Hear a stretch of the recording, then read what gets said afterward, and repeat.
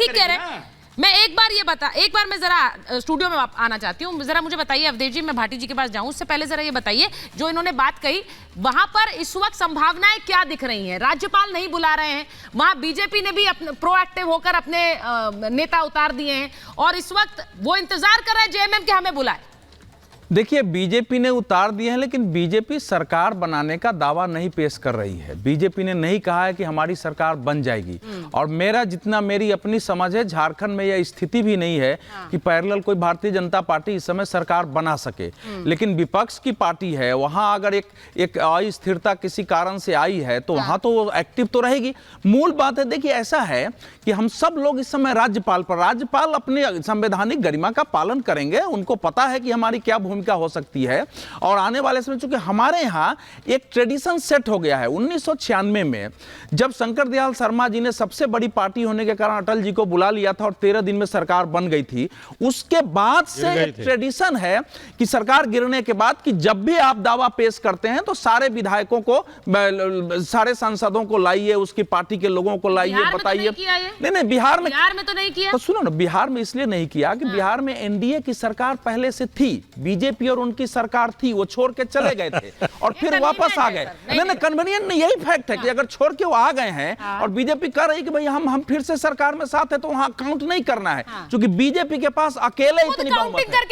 तो इस समय मैं करना ही नहीं, मेरा कहना है कि राज्यपाल को जल्दी करना चाहिए, इनको बुलाना चाहिए। लेकिन दूसरी बात यहां है कि इस समय झारखंड की स्थिति इतनी विकट क्यों हुई है? एक मुख्यमंत्री पर इतने बड़े भ्रष्टाचार के आरोप है, ईडी 7-7 बार सम्मन दे रही है, कह रही है कि आप अगर बात करिए ना तो हमको वहां आना पड़ेगा। 8वीं बार में ईडी वहां जाती है तो बातचीत होती है, फिर वो कहती है कि आगे नहीं देते हैं। ईडी और अधिकारी, सुनो, SC ST में केस दर्ज कर दिया जाता है। ये तस्वीर खराब थी। शेड्यूल ट्राइब्स एक्ट में आप केस दर्ज करते हैं छापा मारने पर, आप हाईकोर्ट में चले जाते हैं। मैं एक बार ये सवाल भाटी जी से लेना चाहती हूं, प्रेम कुमार जी के पास। भाटी जी, भ्रष्टाचार के आरोप में गिरफ्तारी हुई है और इसे लेकर जितनी बार समन भेजा नहीं गए हेमंत सोरेन, भ्रष्टाचार के आरोप में गिरफ्तारी, और उसके बाद आपने चल दिया, मतलब हेमंत सोरेन ने चल दिया आदिवासी कार्ड, विक्टिम कार्ड कि आदिवासी के खिलाफ देखिए किस तरह की कार्रवाई कर। हर विरोधी को अब डंडों से सुधारा जाएगा। हर विरोधी को अब डंडों से सुधारा जाएगा। मोदी जी से जो भी टकराया वो मारा जाएगा। ये समझते हैं कि मोदी से उलझना खेल है। ऐसे पाजी का ठिकाना घर नहीं है, जेल है। जो मोदी जी के विरोध में होगा उसे जेल जाना पड़ेगा, सरकार छोड़नी पड़ेगी, इस्तीफा देना पड़ेगा।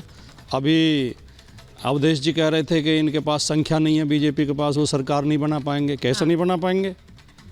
जब चंडीगढ़ में 16 वोट होते हुए वो सरकार बना सकते हैं, 36 में से 16 होते हुए 20 उनके खिलाफ हैं, तो बना लेंगे, और इसमें बना लेंगे। अब कोई नियम कानून थोड़ी बचा देश में। देखिए भाटी जी, ये वाला आरोप आप लोग लगाते हैं। नहीं, हम लगाते हैं, वो तो सारे, वो तो पब्लिक डोमेन में है साफ। तो आपको लग रहा है कि एक जो रिटर्निंग ऑफिसर है वो करता हुआ दिख रहा है, उसमें जोड़ तोड़, वो बैलेट पेपर में निशान बना रहा है। एक मुख्यमंत्री ने कुछ नहीं किया होगा, उसको ईडी ले गई, उनको गिरफ्तार कर लिया, वो क्या बिल्कुल पाक साफ रहे होंगे? और तब एक सिटिंग चीफ मिनिस्टर पर हाथ डालेगी ईडी? पाक साफ का उदाहरण देता हूं। आपको लगता है एक सिटिंग चीफ मिनिस्टर पर हाथ डालेगी ईडी अगर कुछ ना किया हो? 4.55 एकड़ सेना की जमीन बेच दी गई, पूरे राज्य में लोगों की अरेस्ट। अवधेश जी, पाक साफ का एक उदाहरण देता हूँ, बहुत छोटा, बहुत संक्षिप्त। माननीय आजम खान के खिलाफ इनकी सरकार ने 90 मुकदमे दर्ज किए, जिनमें से 50 कोर्ट में जाकर खत्म हो चुके हैं क्योंकि उनमें कोई सबूत नहीं मिला।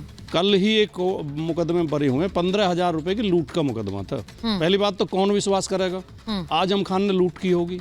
15,000 रुपए की लूट का मुकदमा। कल ही MP MLA कोर्ट ने अपने फैसले में लिखा है कि लूट का कोई सबूत नहीं मिला, ये घटना हुई नहीं, घटना होने का ही प्रमाण नहीं मिला। अब जब जंगल राज चल रहा हो, जब चारों तरफ अन्याय अत्याचार चल रहा हो, तो कौन क्या कहे? अब वो जो 2 साल परेशान हुए, जेल में रहे, तारीखों पे घूमे, उसमें वो परेशानी का क्या मुआवजा होगा? अब आप मुकदमे लिखे जा रहे हैं, जो भी विरोधी है, किसी को ईडी से फंसाया जा रहा है, किसी को मुकदमे में फंसाया जा रहा है, किसी को इनकम टैक्स से फंसाया जा रहा है, किसी को CBI से फंसाया जा रहा है। के शर्मा जी, आप जवाब देना चाहते हैं? उससे पहले प्रेम कुमार जी के पास जाऊं। वो कह रहे हैं सारे फर्जी मुकदमे, ये सारे फर्जी मुकदमे, इनमें कोई तथ्य नहीं है। नहीं सुचेता जी, मुझे ये बता दे भाटी साहब, हाँ। कि इसी झारखंड में कांग्रेस के सांसद के घर से 500 करोड़ रुपए जब्त हुए।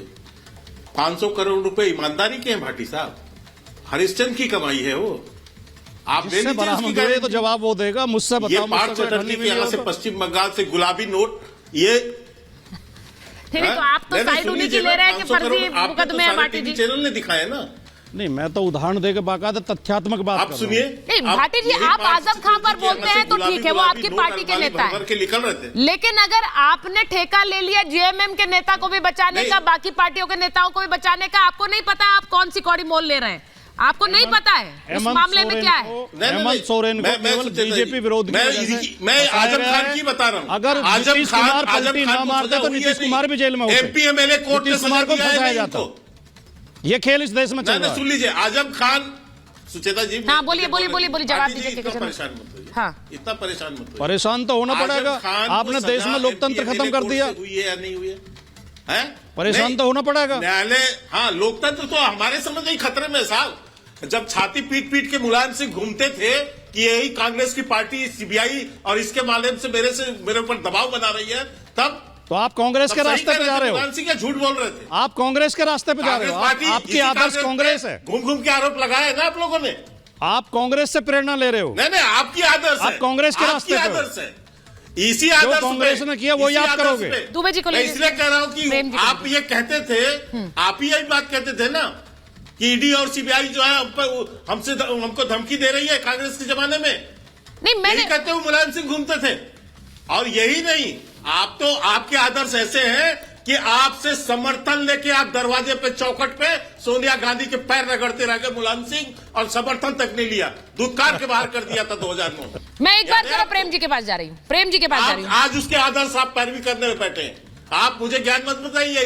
प्रेम जी मुझे बताइए, मैंने एक सवाल पूछा। क्या जरूरत है? ठीक है, आप तो महाज्ञानी है, महापुरुष है। प्रेम जी जरा मुझे बताइए, आदिवासी कार्ड क्यों खेला जा रहा है? आपने भ्रष्टाचार नहीं किया है, आपने गलत नहीं किया है, तो आप छाती ठोककर ये कह सकते हैं, अपने कार्यकर्ताओं को बता सकते हैं, लेकिन आदिवासी मुख्यमंत्री को प्रताड़ित किया जा रहा है, ये कौन सी टोन है? देखिए सुचारिता जी, सबसे पहले मैं एक बात बोलना चाहता हूं जो संवैधानिक स्थिति है, फिर मैं आपके प्रश्न का प्लीज बताऊंगा। वो है कि कोई भी प्रदेश किसी मुख्यमंत्री या कार्यवाहक मुख्यमंत्री के बगैर नहीं रह सकता। और 20 घंटे से ज्यादा समय हो गए हैं, झारखंड में न मुख्यमंत्री है न कार्यवाहक मुख्यमंत्री है। होना तो ये चाहिए था कि राज्यपाल को या तो तुरंत राष्ट्रपति शासन से सिफारिश करना चाहिए था, या तो कार्यवाहक नियुक्त करना चाहिए था, या फिर अगली सरकार की संभावनाएं देखनी चाहिए थी। इनमें से 3 में से कोई भी काम राज्यपाल करते नहीं दिखे हैं, अपने उत्तरदायित्व का निर्वहन करते नहीं दिखे हैं। राज्यपाल की बर्खास्तगी की मांग का समय है, ये समय राज्यपाल की बर्खास्तगी की मांग का समय है कि कैसे एक प्रदेश बिना मुख्यमंत्री और बिना कार्यवाहक मुख्यमंत्री के है। नहीं, पर राज्यपाल, इस प्रश्न के बाद नहीं सर, राज्यपाल का विवेक है, वो समय ले सकते हैं परिस्थितियों को भांपने में। नहीं, ऐसा विवेक नहीं है। आप ये कह रहे हैं कि उनको ही बर्खास्त कर दीजिए? नहीं, कोई भी प्रदेश बगैर कार्यवाहक मुख्यमंत्री, बगैर मुख्यमंत्री के 20 घंटे से ज्यादा समय तक नहीं रह सकता। ये संवैधानिक बात मैं कह रहा हूं।